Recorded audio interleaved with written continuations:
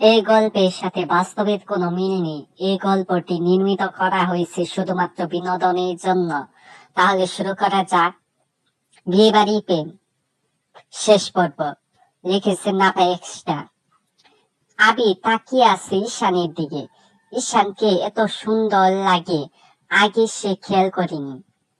কি হলো, এভাবে তাকিয়ে কি দেখছেন? তোমাকে। খুব সুন্দর তুমি, অনেক সুন্দর। মানে? না কিছু না, সর। কিভাবে সরব?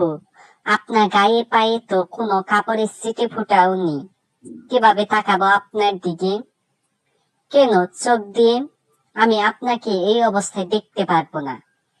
আচ্ছা তাহলে দেখতে হবে না, তুমি সরো, আমি স্নান করতে যাব। এখন এত রাতে স্নান?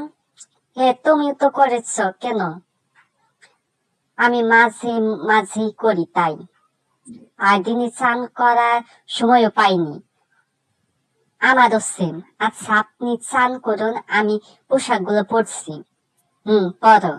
আর শোনো, এরকম অবস্থায় আমার সামনে আসবে না, আমার খুব কষ্ট হবে। কষ্ট হবে কিন্তু কেন? আর কিসের কষ্ট? আবির কিছু না বলে ওয়াশরুমে ঢুকে পড়ল। ঈশান কিছু বুঝতে পারল না।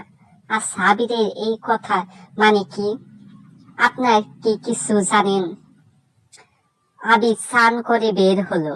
গা এখনো ভিজে। একটি একটি জলের ফোঁটা পড়ছে তার চুল থেকে। ঈশান চেঞ্জ করে আয়নায় নিজেকে দেখে। আবিরকে দেখে আয়নায় তার চোখ সেখানে আটকে যায়। আবিরের চোখ পড়ল ঈশানের দিকে। কি দেখছো? জিজ্ঞেস করলো আবির ঈশানকে। তোমাকে দেখছি। তো আয়নায় দেখার কি আছে? কাছ থেকে দেখো। কথা বলে আবির ঈশানকে টান দিয়ে নিজের কাছে নিয়ে আসলো। ঈশান আবিরের শরীরের সাথে মিশে গেছে। আচ্ছা আবির বাবু, একটা কথা জিজ্ঞেস করি। করো। এবার আবির ঈশানকে সামনের দিকে ঘুরে ঈশানকে পিছন থেকে জড়িয়ে ধরছে। কথাটা হলো, আপনিও কি আমার মতো?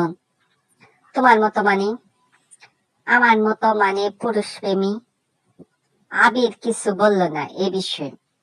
কথাটা ঘুরিয়ে দিয়ে বলল, চলো তাড়াতাড়ি নিচে যাই। হে চলো।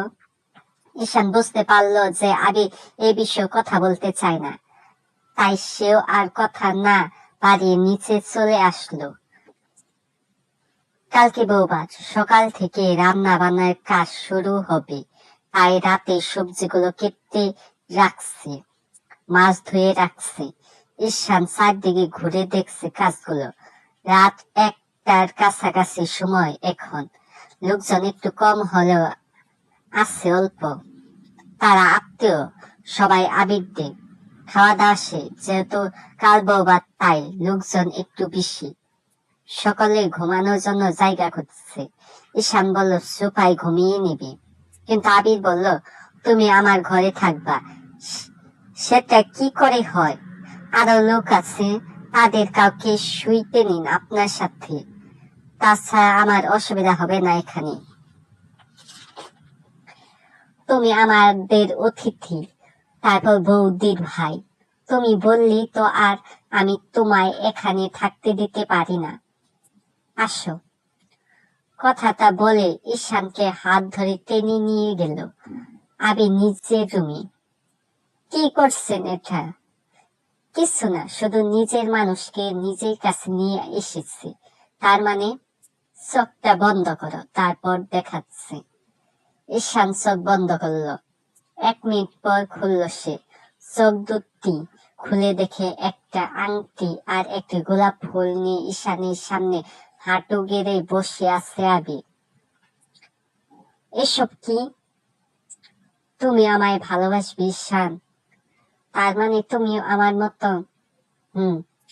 হ্যাঁ ভালোবাসবো। আবির ঈশানের হাতে আংটিটা পরিয়ে দিল, তারপর তার সুন্দর হাতটায় একটা কিস করলো। ঈশান আবিরকে টেনে তুললো, তারপর তাকে জড়িয়ে ধরলো।